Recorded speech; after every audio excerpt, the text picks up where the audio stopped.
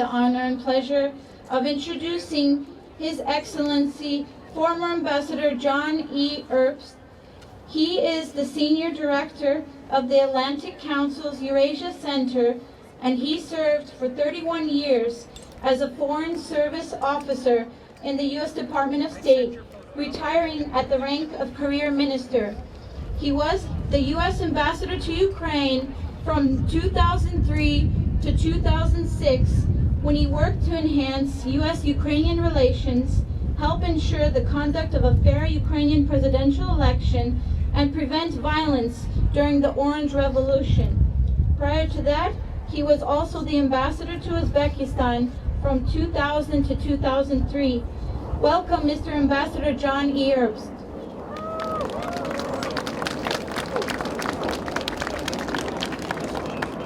And it's great to be here. I'm reading Pastor Makarova, who's doing wonderful work for Ukraine.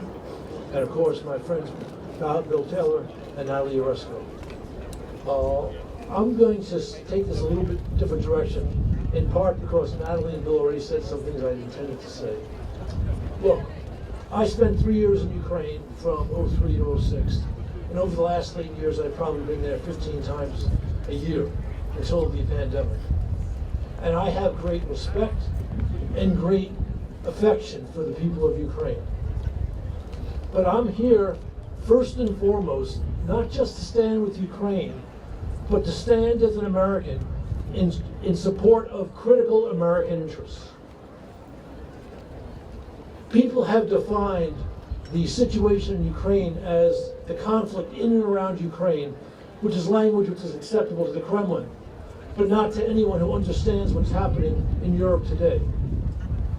And anyone who cares about the order established in Europe since the end of World War II and since the end of the Cold War, and the order established globally since the end of World War II and the end of the Cold War, has a vital stake in what's going on.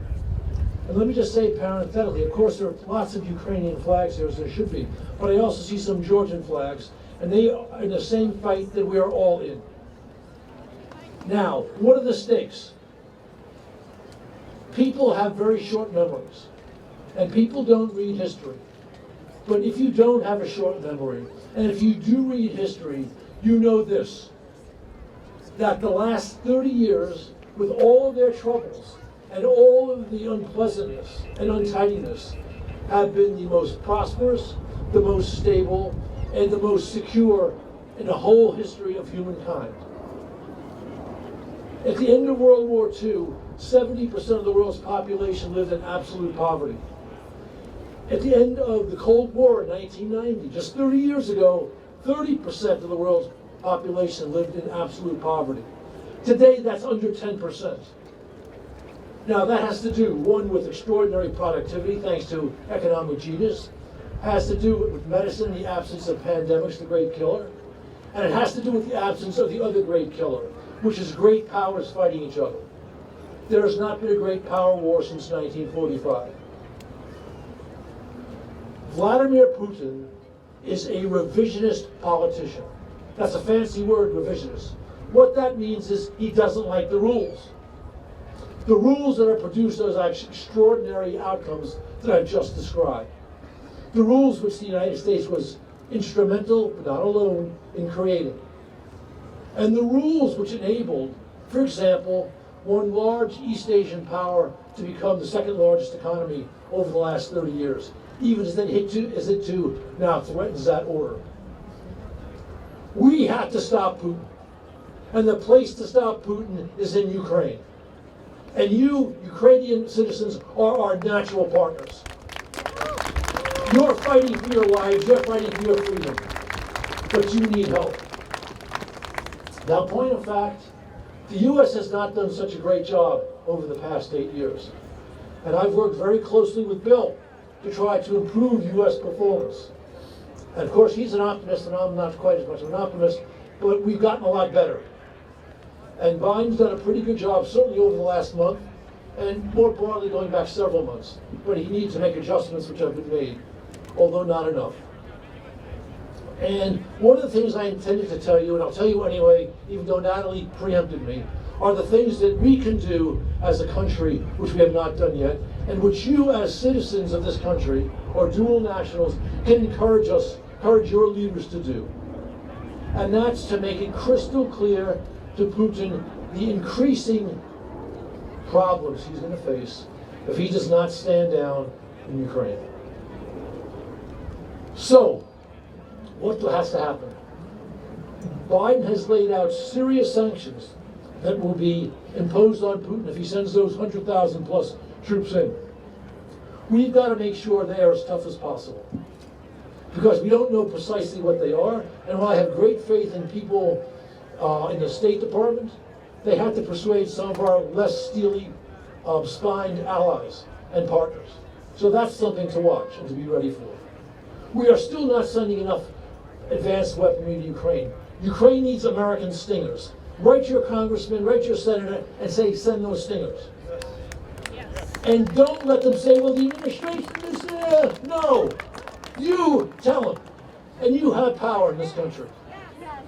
You have power in this country. Encourage them to do the right thing, because sometimes they need encouragement. And I am delighted to be in the minority with Bill and tell you that I don't think Putin's going in. He may increase the violence in the East along the line of contact. He might do something like also recognize the LNR and the DNR, but I don't think he's going in large for several reasons. One, Ukraine is going to fight. There'll be lots of dead Russians, and that's a political problem for him. Two, the Biden administration, to its credit, has laid out nasty things going to hit Putin in the forehead if he goes in. I think he has this massive bluff designed to intimidate Ukraine, the United States, France, Germany, EU, to make concessions. And we have to avoid that too. Last point. If I'm wrong, we have to, again, make sure the sanctions really hurt, make sure they're tough enough. If I'm right, we have to make sure that Putin pays a price for this provocation. We've got to the point, and this is really important, and this is the credit of the Biden team, that we are taking steps before Putin does the next nasty thing. But our next step forward in this fight with Putin, and again, this fight is not just about Ukraine. It's about the entire post-Cold War order. It's about all of the new NATO members who Putin wants to demilitarize. If you read the treaties that he wanted us to sign. We have to make sure that the administration, working with our allies and partners, but alone if we must, imposes a penalty on Putin for having stacked 190,000 troops on Ukraine's border and having given the Ukrainian economy a wallop in the stomach, so that next time he has to worry about the provocations too, and not just the actual aggression. And with that, I think I've said enough for a cold February afternoon, and I'm delighted to see you here.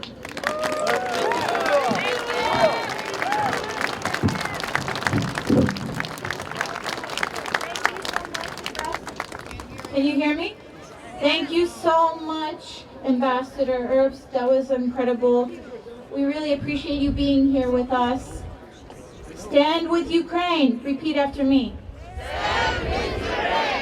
Stand with Ukraine. Stand with Ukraine. Putin, hands off Ukraine. Putin, hands off Ukraine. Ukraine will be free. Ukraine will be free. Slava Ukraini. Героям слава. Slava Ukraini. Героям слава. Slava Ukraini. Героям слава.